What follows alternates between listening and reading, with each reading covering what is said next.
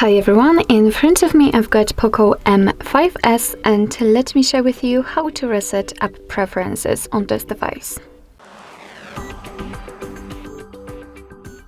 So first of all, let's enter the settings, and here we have to scroll down in order to find the apps. Let's tap on it.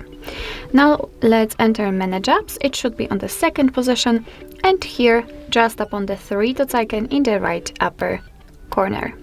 Now let's tap on Reset App Preferences, and here your device is informing you that it will reset all preferences for disabled apps, disabled app notifications, default apps, and background data restrictions for apps. What's more, no worries, you won't lose any app data, so simply tap on Reset Apps, and basically that's all.